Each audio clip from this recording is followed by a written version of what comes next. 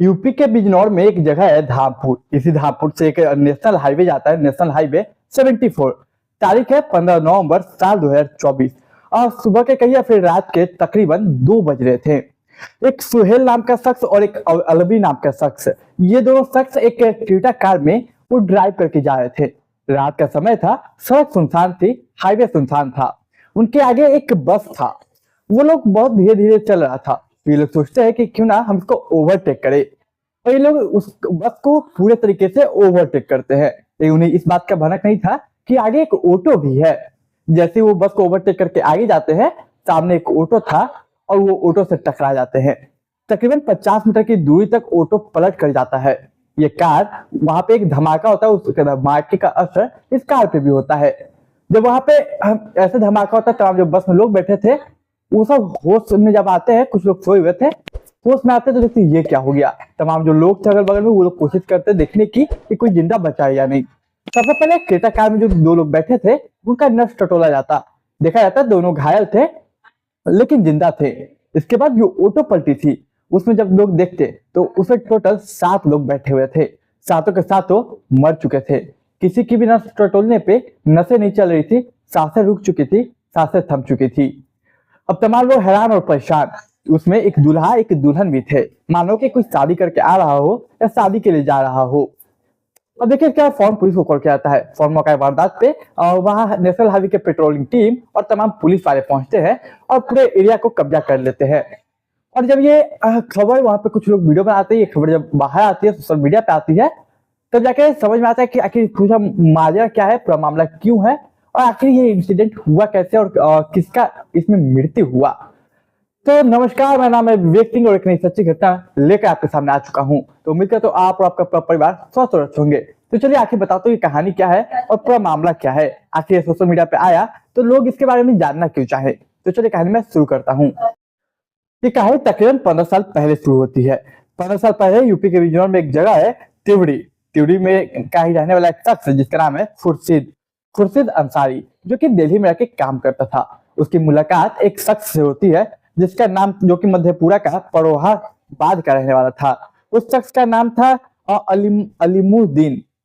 अब उसकी जब इससे दोस्ती होती है तो काफी दोनों में दोस्ती धीरे धीरे बढ़ने लगती है, क्योंकि दोनों एक ही जगह काम करते थे। और ये मुरादाबाद का झारखंड सरकार रहने वाला था अलीमुद्दीन। अब इन दोनों की दोस्ती बढ़ती है। अब ये लोगों की दोस्ती इतनी बढ़ती कि वो लोग एक दूसरे के घर पे आना जाना करने लगते, एक दूसरे को बेटा बेटी से मिलते, परिवार से मिलते, और तमाम जो भी फेस्टिवल होते उन लोग अपना उसमें शरीक होते एक दूसरे से। देखते देखते समय कैसे गुजरता पता ही नहीं चलता है। देखते देखते एक दिन यूं ही साल 2023 में वो लोग एक बात छेड़ते। जैसा खुर्शीद जो है वो अपने दोस्त अलीमुद्दीन से ये बात कहता कि क्यों ना मेरे मतलब जो खुर्शीद है उसके एक्चुअली 2 बेटी और 4 बेटे हैं।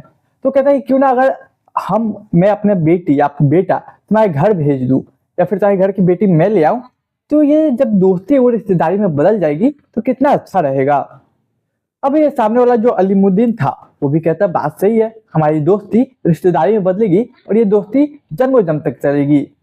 अब देखिए अक्सर दोनों एक दूसरे के घर आया जाया करते थे और तमाम चीजें, सभी एक दूसरे के परिवार को, बेटे को, बेटी को अच्छे से पहचानते थे। सब कुछ सही था, दोनों की मर्जी होती है। जो खुर्शीद है वो कहता है कि देखो अलीमुद्दीन, मैं तुम्हारी बेटी का हाथ अपने बेटे विशाल के लिए मांगना चाहता हूँ। विशाल की उम्र तकरीबन 25 साल। अब इस बात से एतराज नहीं जाता था, अलीमुद्दीन को भी विशाल पसंद था। वो लोग खुशी से राजबंदी करते हैं और दोनों लड़का लड़की एक दूसरे को दिखाते हैं। दोनों एक दूसरे को पसंद करते हैं, विशाल खुशी को और खुशी विशाल को। फिर ये लोग शादी की तारीखें, तमाम चीजें करने लगते, शॉपिंग वगैरह करने लगते हैं। शादी की तारीख तय होती 23 नवंबर साल 2024 को। समय गुजरता, शॉपिंग होता, बाकी की जो शादी से पहले रस्में होती वो रस्में होता, सब कुछ अच्छे से हो जाता, खुशल मंगल हो जाता। खुर्शीद वो भी खुश था और अलीमुद्दीन वो भी खुश था कि हमारी दोस्ती रिश्तेदारी में बदल रही है। तमाम दोनों परिवार खुश थे। तारीख थी आने वाली थी 13 नवंबर साल 2024। उससे पहले 10 तारीख को लोग निकल जाते, लेकिन दरअसल इन सब के बीच एक छोटा सा मामला होता है। मामला ये कि दरअसल जो खुर्शीद है वो कहता है कि मैं झारखंड नहीं आऊंगा बारात लेकर, मैं आऊंगा दिल्ली। अब ये जो था उसके अलीमुद्दीन, उसके परिवार को कोई आता नहीं होते, ठीक है कि बात तुम वहीं लाना, मैं वहीं से अपनी बेटी को विदा करूंगा। लेकिन खुशी के जो नाना जी थे वो कहते हैं मेरे भी अपने समाज है, मेरी भी अपनी सोसाइटी है, उन सबके परोजन में मैं गया हूँ, तो क्यों अपने परोजन में नहीं बुलाऊंगा और इतने दूर दिल्ली में करूंगा या वहां से अपनी बेटी को विदा करूंगा तो कोई नहीं आ पाएगा। तो एक काम कीजिए, आप हमारे यहाँ ही आइए और यहीं से विदा करेंगे हम अपनी बेटी। अब देखिए दोनों परिवार तो नॉर्मल थे लेकिन कुछ खास नहीं था, तो ये लोग मान जाते हैं। तारीख थी 10 नवंबर साल 2024, जब वो झारखंड के उनके इलाका में यानी कि मधेपुरा जाने वाले के लिए तमाम चीजें करते हैं, जो उनका वे होता है वो उस वे को अपनाते हैं। फिर उनका मधेपुरा उतरते हैं और शादी की जो तारीख थी 13 नवंबर साल 2024, उस दिन सभी रस्मों रिवाज के साथ जो उनका अपना होता है उसके साथ अच्छे से शादी हो जाती है। इधर एक तरफ दरअसल मैं बता दूं कि इधर जो लड़के लोग थे उसमें केवल 5 लोग गए थे। एक लड़का खुद गया था, एक उसके पिता यानी कि खुर्शीद गए थे, दूसरा उसके मासा, तीसरा उसकी मासी और चौथा पांचवा उसकी बहन। एक खुद, एक मासा मासी और एक उसके पिता, एक उसकी बहन। ये 5 लोग टोटल गए थे वो शादी करने के लिए। शादी के मंडप में ज्यादा लोग थे नहीं क्योंकि उतना काम झाम लोग को नहीं चाहिए था। 13 नवंबर को शांतिपूर्वक और सफल पूर्वक शादी हो जाता है। अब समय था विदाई करने का। अब देखिए शादी तो हो गई, अभी नहीं निकलना था, निकलने के यानी कि ट्रेन लेना था। ट्रेन ऑलरेडी बुक हो चुकी थी टिकट, अब उन लोगों को निकल के 14 तारीख को पहुंचना था। दरअसल ट्रेन जिस ट्रेन को उन्होंने बुक किया था वो ट्रेन लगभग 15 घंटे लेट थी। अब एक बहुत बड़ी समस्या इन लोगों के लिए बन गई कि आखिर हम घर वापस कैसे जाए। तमाम घर लेने दुल्हन को 5 लोग आए, लेकिन अब दुल्हन को मिलाकर 6 लोग वापस जाते हैं। ट्रेन 15 घंटे लेट थी लेकिन कोई बात नहीं, ट्रेन के सहारे वो लोग जाते हैं। वो लोग पहुंचते हैं मुरादाबाद। मुरादाबाद पहुंचते वहां से तमाम चीजें लेते जो उनका वे होता लेने का। इसका मुरादाबाद पहुंच के वो लोग सोचते हैं हम जाए कैसे। दरअसल पैसे से वो लोग थोड़े मतलब नॉर्मल थे, कुछ खास नहीं थे। तो लोग सोचते कि अब यहाँ तक अगर हम अपने घर के लिए और कार वगैरह बुक करेंगे तो काफी पैसे खर्च होंगे, तो क्यों ना छोटा मोटा कुछ देख ले, ऑटो वगैरह, कम पैसे लगेंगे और हो भी जाएंगे। तो फिर वो लोग ऑटो का इंतजार करते। तारीख थी 15 नवंबर साल 2024, वही लगभग रात्रि का समय हो रहा था। अब एक अजाब सिंह नाम का एक ऑटो ड्राइवर आता है जो कहता है कि ठीक है, फिक्स अमाउंट में डील करता है। वो उनका गांव, उनका जगह, उनका शहर छोड़ने के लिए तैयार हो जाता है जहाँ पे वो लोग कहते हैं। समय गुजरता है, वो लोग ऑटो पे बैठ के 7 लोग अब हो गए। पहला दूल्हा, दूसरा दुल्हन, दूल्हा का पिता, दूल्हा के मौसा मौसी और एक बहन। इधर 6 लोग और एक ऑटो ड्राइवर 7। अब तकरीबन रात के 1:30 से 2 बजे यानी कि उनके घर से तकरीबन 9 किलोमीटर की पहले ये इंसिडेंट हुआ था।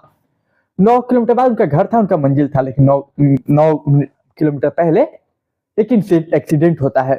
अब रोडवेज बस जो होती है, जो वो लोगों के बारे में मैंने स्टार्टिंग में बताया, वो लोग उसको रोडवेज बस को ओवरटेक करने के चक्कर में इस ऑटो को ठोक देते हैं। इसमें तमाम 7 लोग मर जाते हैं। जब ये खबर तमाम लड़के और लड़की के घर वालों को पता चलती है कि इतना बड़ा एक्सीडेंट हुआ और सभी मर गए, सोचो उन पे क्या बीती होगी। पूरा शहर, पूरा इलाका जो था, पूरा गांव जो था, वो सन मार जाता है, सन हो जाता है। मानो किसी को समझ में नहीं आता कि आखिर किसकी बुरी नजर लगी। 7 लोग एक दिन एक ही ऑटो पे बैठे हुए थे, खुशियां मना के आए थे। एक दुल्हन को अपने घर ला रहे थे, एक लक्ष्मी को अपने घर ले आए थे। लक्ष्मी छोड़िए, वो कोई नहीं आ पाए। जब ये मामला सोशल मीडिया पे आया, तमाम लोगों की इच्छा हुई कि इस कहानी को कुछ सुनाए। तमाम लोगों ने कहा कि आखिर मामला क्या है, आखिर वो ऑटो से दूल्हा दुल्हन क्यों आ रहे थे। क्योंकि कोई भी आमतौर पर शादी करता है तो गाड़ी से आता है, कार से आता है। खैर वो जो 2 लोग थे जो कार चला रहे थे, ड्राइव कर रहे थे, सोहेल और अलवी, वो दोनों अभी हॉस्पिटल में है, उनका इलाज और ट्रीटमेंट चल रहा है। मीडिया रिपोर्ट ये बताते हैं कि लगभग जो कार वाले थे वो 150 की स्पीड पे कार ओवरटेक कर रहे थे और जो ऑटो वाला था वो 60 से भी कम लगभग स्पीड था उसकी ऑटो का। इस रफ्तार में वो दोनों टकराए थे। खैर देखिए आपकी इस कहानी पे क्या है, अपनी राय कमेंट बॉक्स में रखिएगा। तो ये कहानी सुनाने का उद्देश्य किसी की भावनाओं को, किसी के दिल को ठेस पहुंचाने, केवल समाज में जागरूकता फैलाना था। तो इस कहानी को ज्यादा शेयर कीजिए, तमाम दोस्त रिश्तेदार के साथ शेयर कीजिए, चैनल को सब्सक्राइब कीजिए, वीडियो को लाइक कीजिए, अपना विचार कमेंट बॉक्स में रखिए। मैं मिलूंगा एक नई कहानी में, तब तक के लिए मुझे दीजिए इजाजत।